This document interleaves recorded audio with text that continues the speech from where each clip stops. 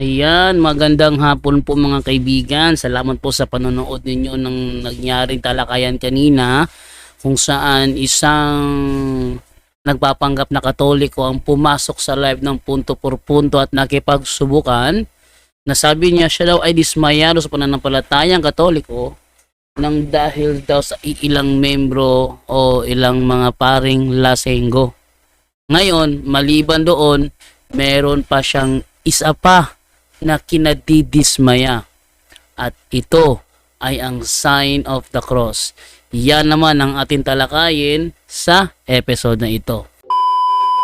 Magandang araw po mga kapuntos, at sa araw na ito po meron po akong tampok na video para sa inyo at sana ay magustuhan ninyo. Kaya sa mga bago pa po sa aming channel, please po don't forget to hit the subscribe button at ang notification bell para maging notified kayo sa bawat video na ilalabas ko sa channel na ito. At bilang kahilingan po ng punto por punto team at naway maintindihan po ninyo, sana po wag nyo pong i-skip yung mga ads sa aming mga video. Sa maliit na bagay na po na yan, malaking tulong po yan sa ating programa at sa ating ministry. Sana po maunawaan po ninyo. Maraming salamat po, kaya wag na po natin patagalin. Simulan na po natin.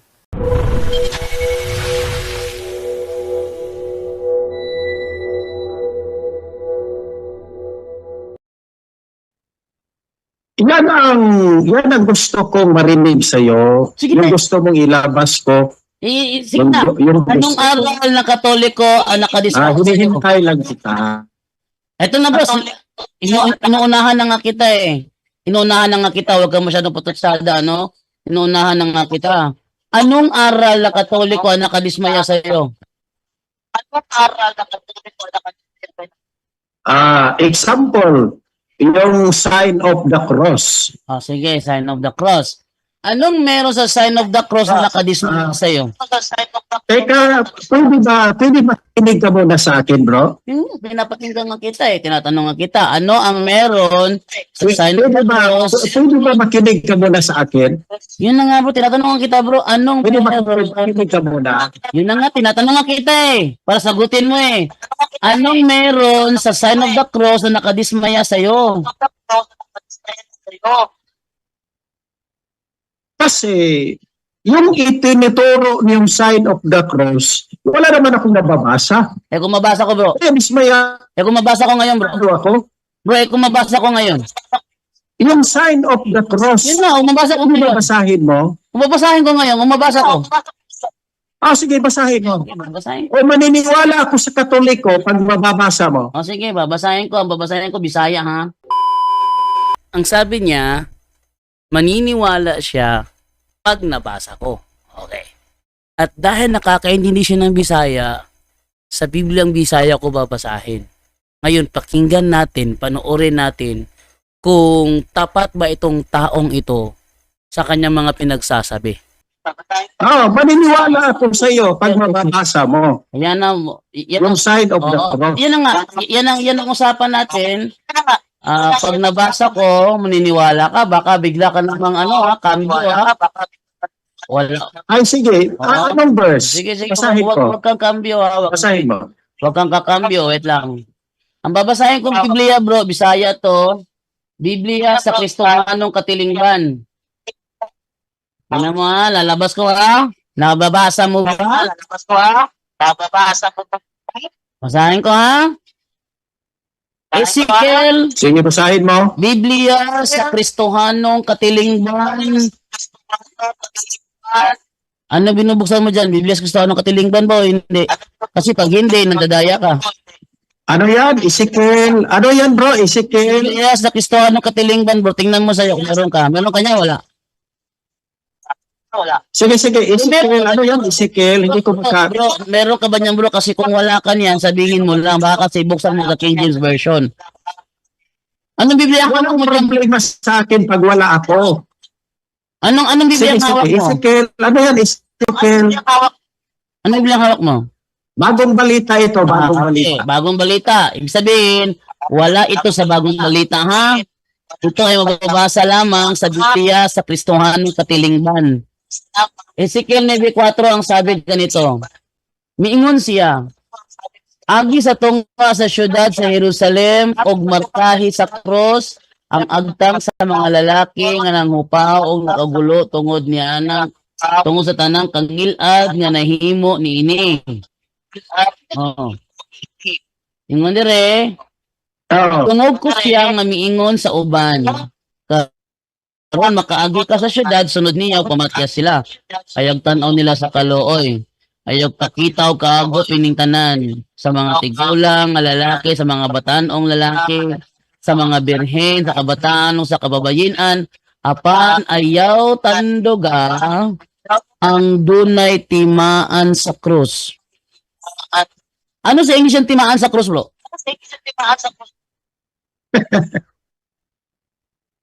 Ang buot ni mong ipasabot, Ano yung kanang sign of the cross na imong giingon, ang sabi mo kasi walang lagi mababasa. kumantain. Ayun na nga. Sabi mo kasi walang mababasa. Ay, Ayun, ito may binabasa na ako sa screen. Napapanood tayo sa live. Ano ko sa mabasa? Oh, ngayon, tanong, ano sa English yung timaan sa cross? Sabi ko na nga ba, hindi tapat, ano? Ang problema niya kasi, dismayado siya, ang dahilan, wala raw mababasa. Ngayon, iniharap ko sa kanya ang Biblia kung saan mababasa. Anong nangyari? Tinanggap ba? Dito makikita na yung mga nagpapanggap na Katoliko madalirang mabisto. Sana wag na lang sanang manloko para hindi mabisto. Katoliko siya. Catholic Bible ang binasa ko. Tapos magdadahilan. Yan ang diferensya ng mga Katoliko daw di umano pero utak protestante. Pakunwari naghahanap ng mababasa, ngayong meron na ayaw pa ring maniwala. Ang tanong, nasaan ang problema? Yun ang malaking katanungan. Tinanggap ba? Pakinggan natin. Oh, sign of the cross. Ayun, so namin mo minabasa. Okay. So, pwede ba, anong kita ulit? Namin mo ba na may nababasa? O naniniwala na ako sa mabasa. Sabi ko sa iyo, naniniwala ako. Bro, sabi mo kasi kanina pag may nabasa, tatanggapin mo. Tanong, tatanggapin mo na ba? Yes, ang sa akin lang, parang hindi mo ako pakinggan. Bro, dapat Sabi ko, maniniwala ako pag may babasa. Ayun na nga, bro. Mag-stop ka muna kasi nagsalita pa ako. Yun na nga, may palabra doon. Maniniwala ako, kaya naniniwala ako dyan. Okay, thank you. Naniniwala ako dyan. Sige, go ahead. Okay ba? Okay na, go ahead. Okay. Sabi ko, maniniwala ako pag may mabasang sign of the cross. Okay, so ang ginamit mong talata Ezekiel, ibig sabihin, Ay, yung sign of the cross na sinasabi mo, wala pa si Jesus doon. Okay, ito. Okay. Ano naman, walang problema sa nababasa mo. Okay. Walang problema sa nababasa natin. Kasi Sige, go ahead. pinababasa. Kaya humingi ako sa iyo. Nababasa rin natin. Kaya tinatanong kita ulit. Okay, makinig ka pakinggan mo yung tanong ko. Okay, go ahead. Kasi sinagot mo na ako. Okay, go ahead. Sabi ko, pag may mabasa, maniniwala ko. Kasi binasa mo. Naniniwala ako na may sign of the cross. Ito ang pangalawa kong tanong. Okay. Yung sign of the cross, nagsimula hindi sa panahon ni Kristo. Sa panahon ni Ezekiel. Yan bang ibig mong sabihin? Sa panahon ni Ezekiel, meron ng sign of the cross. Yung ginagamit nyo. So dito, may ginagawa na siyang maniobra. Ang sabi niya kasi, dismayado siya sa sign of the cross, ang dahilan, walang mabasa.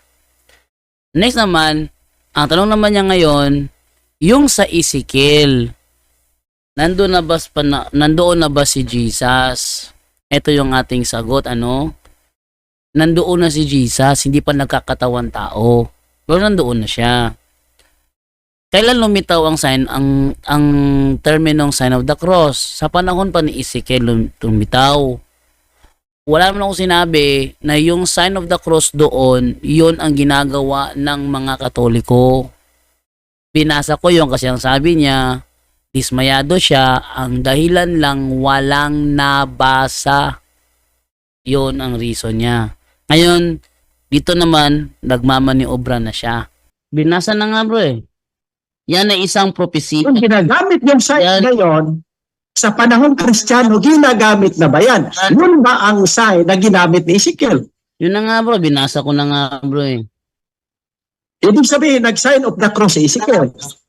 Ang sabi sa konteksto bro, yung mga anghel inutusan na huwag galawin yung mga kasi yung ito ay patungkol sa paghahatol, ano, sa paghahatol ito, kung saan hahatulan yung mga tao. Pero huwag pakikialaman ang mga tao na merong sign of the cross.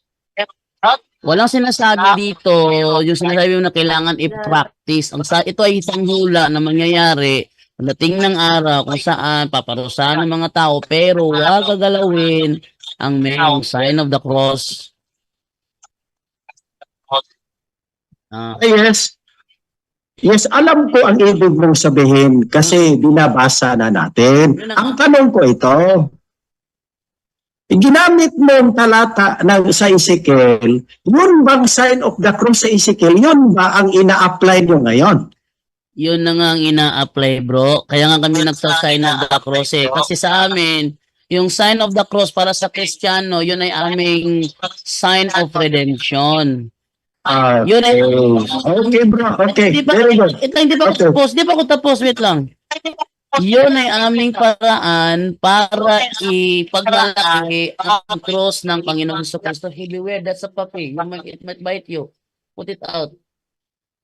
Oh, yun ang ibig sabihin doon, bro. Yun ay paraan namin para ipagmalaki ang cross ni Kristo. Okay. Ano bang aral na Okay, so klaro na. Sinasagot mo na ako. Klaro na sagot mo. Klaro na. So ito ang pangatlo kong tanong. Meron na bang Katoliko sa panahon ni Ezekiel? Wala pang Katoliko, bro. Wala pang Katoliko. Kaya nga sinabi ko kanina, propesya So pa yan eh. meron na pa yung sign of the cross. Bro, pakinggan mo So may mas meron na pa yung sign of the cross. pakinggan mo yung tanong, yung mga sagot ko, bro, para yung tanong mo, hindi naman siya ligaw. Sabi ko, yan ay propesya. Pag sinabing propesya, hindi siya nangyayari sa panahon na siya isinulat. May nakatakdang panahon na mangyayari ang naturang propesya. Ang ginagawa mo ngayon, nililiteral mo ang isang propesya. Yan ang problema. So ibig sabihin, hindi yan literal. Para bang Isaias 9:6. Tampol ko lang yung Isaias 9:6 ha. May propesya na mangyayari na isang babae manganganak ng isang batang lalaki at ang batang yon tatawaging makapangyarihang Diyos.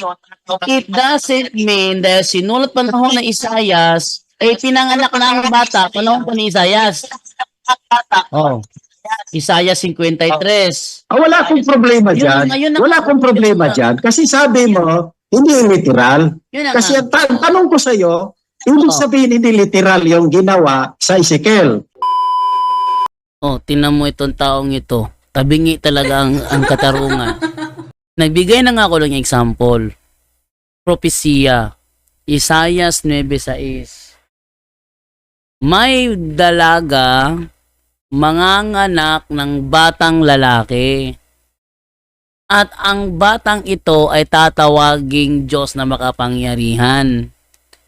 Hindi ibig sabihin na isulat ni Isaias yon, doon na nangyari. Doon na ang kaganapan ng isulat ni Isaias.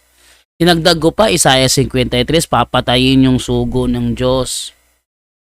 It doesn't mean na sinulat yun doon na nangyari. Ngayon sa Ezekiel 9:4, ang ibig ko sabihin, mangyayari pa yon kasi ang inutusan doon, anghel. Ang sabi niya, ginamit na ba nila? Kalukuhan tong anong ginamit na nila? Anghel nga ang gagawa. Ibig sabihin, papatayin ng anghel yung mga inutusan pa din, pero wag niyang gagalawin yung may mga sign of the cross. Wag niyang gagalawin yung may mga sign of the cross. Ibig sabihin, pag nakita ng anghel na may sign of the cross, hindi kanya gagalawin. Yun ang ibig sabihin doon. Yun ang mangyayari sa katapusan na. Wala mo kong sinabi na doon pala sa panahon ni Ezekiel, ginagamit na. Kailan ba papatayin? Hindi ba nasa Revelation yun? Ating basahin na sa Revelation chapter 7. Yun yung nasa Revelation chapter 7 eh. Hindi ako nakapagbukas ng Bible kasi na-off ko pala. Yun ay nasa Revelation chapter 7 verse 4. Kung saan may 4 na anghel. Inutusan sila na hamakin ng mga puno, mga tao, pero huwag gagalawin yung mga taong may marka, may tatak ng Diyos. At yung tatak ng Diyos na yun ang tinutukoy sa Ezekiel 9:4. Basahin natin na yung tatak na yun ay tumutukoy sa tatak doon sa Ezekiel 9:4. Saan yung ano dito? Commentary of the New Testament. Wait lang ha. Tingnan natin.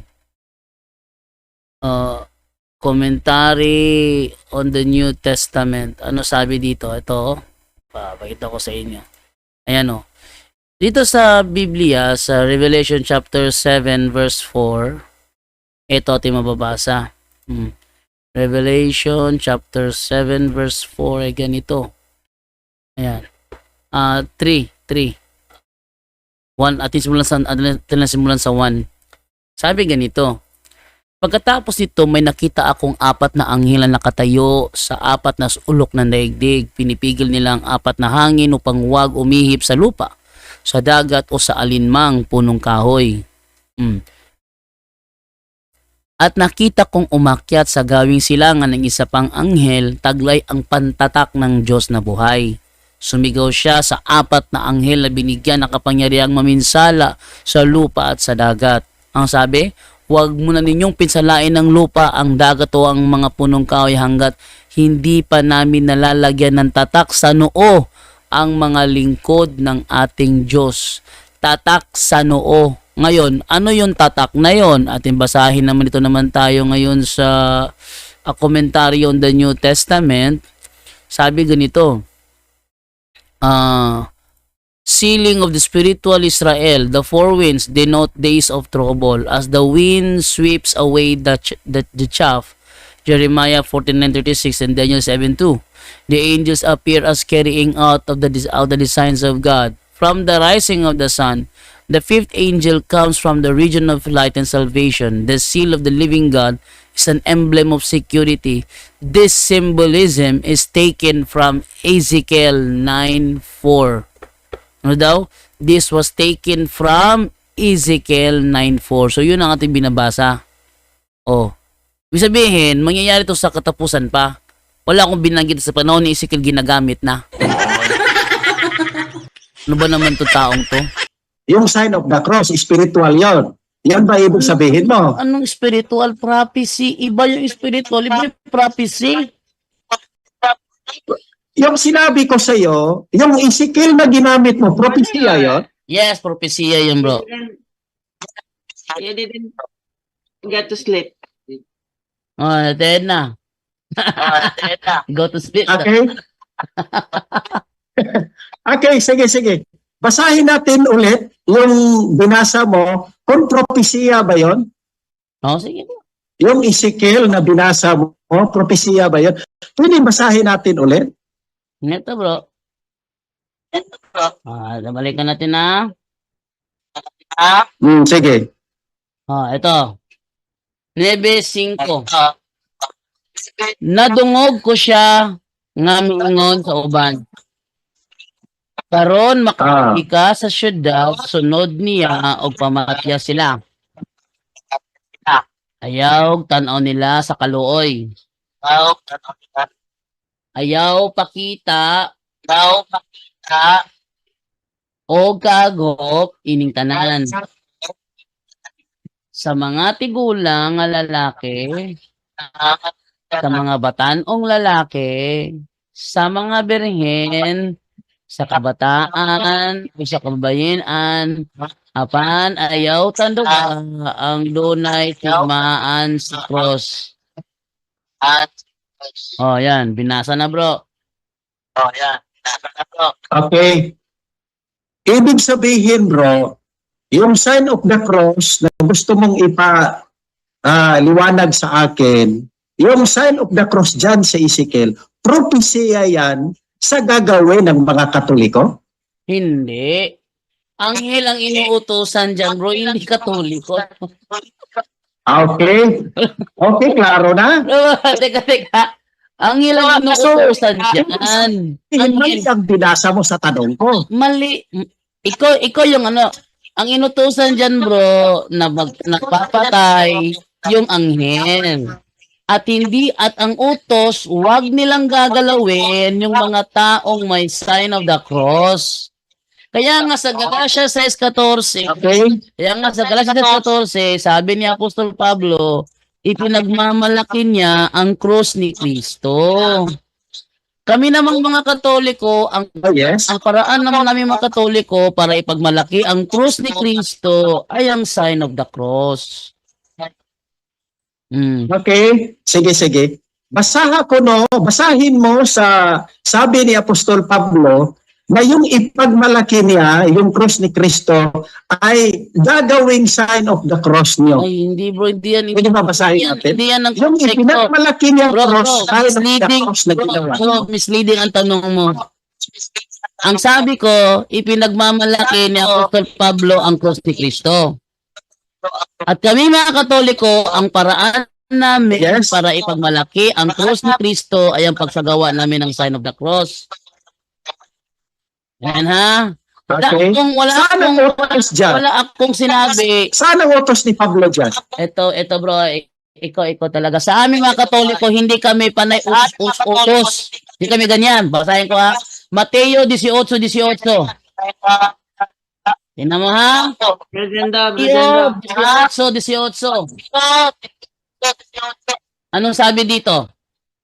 Tandaan ninyo, anumang ipagbawal ninyo dito sa lupa ay ipagbabawal sa langit. At ang ipahintulot ninyo dito sa lupa ay ipahintulot sa langit.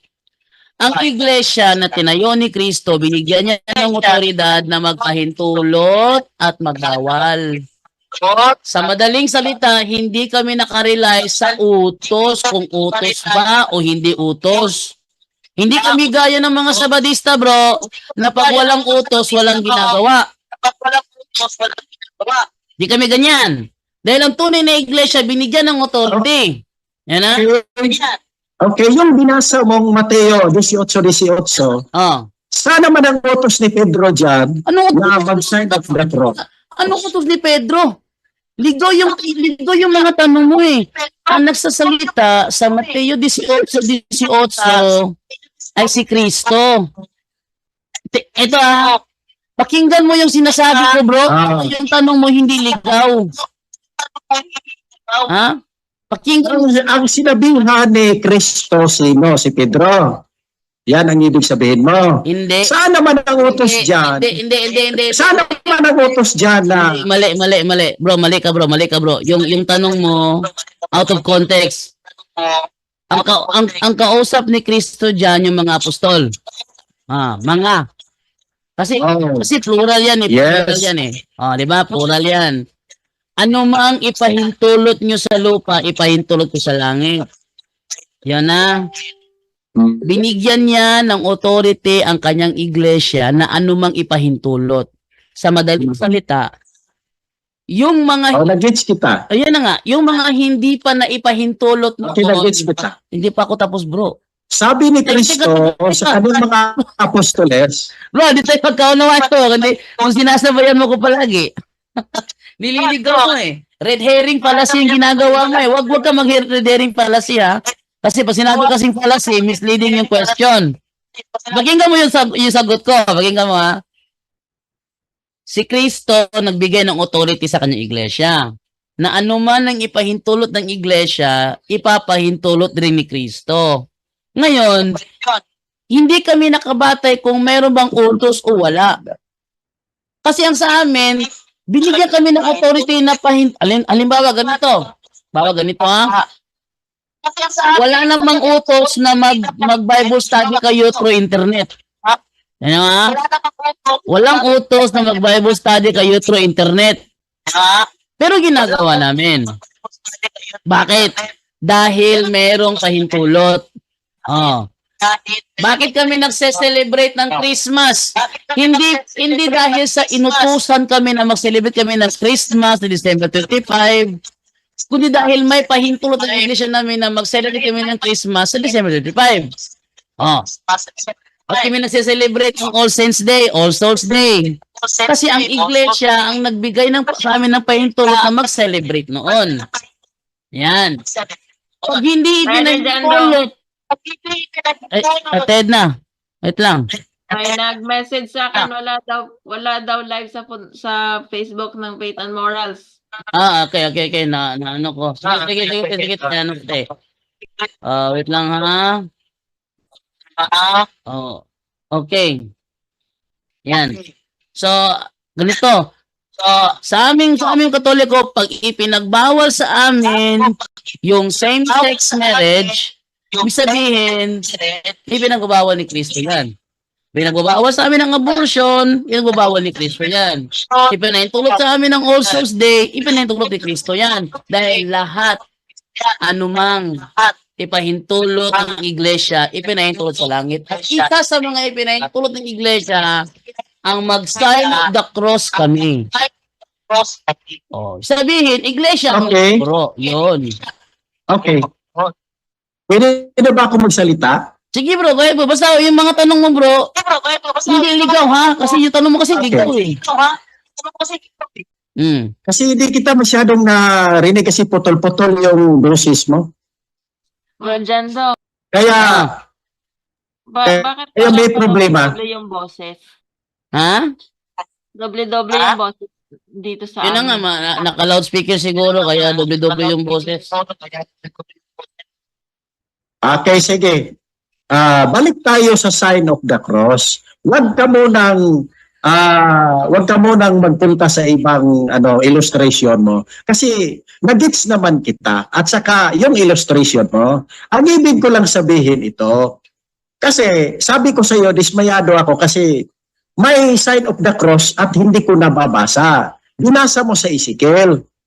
Kaya sinabi ko sa iyo, meron na bang Katoliko sa Ezekiel?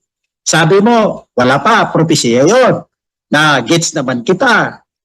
Ginamit mo yung Mateo 8:18 na meron namang ipahintulot at gagawin din sa langit kung ano ang napahintulutan dito sa lupa. Yung tanong ko, ito lang. Bigyan mo ako ng isang talata Ay, na hindi kami meron ganyan bro. apostoles. Ay, mali ka bro. Hindi kami ganyan bro. Hindi ganyan kami magturo bro. Oops, dito na siya. Napunta na ang issue ngayon sa Bible alone. Ayan, okay. So, putol muna tayo. At mamayang alas 7 sa pagbabalik ko, karugtong nito, napunta na tayo sa Bible alone. Ito ang nagiging problema ng mga Katoliko kapag nagpapahawa sa utak protestante. Bawat salita dapat may talata. Hindi ganyan ang turo ng mga apostol. Na bawat salita may talata. Walang apostol ang nagturo ng ganyan. Okay? Actually, marami silang turo hindi nakasulat sa Bible. Yan. Sampulan na lang natin. Sa ating mga kasal, meron tayong ginagamit na wedding ring. Sinong apostol ang nagturo ng wedding ring? Meron. Kaso nga lang, hindi na isulat sa Bible. Alam namin saan isinulat. Pero mamaya hindi pag-usapan yan. Itom tayo ngayon sa Bible muna. Bible alone. So, balik na rin mo yung alas 7 ng gabi, ating talakayin itong tungkol sa Bible alone.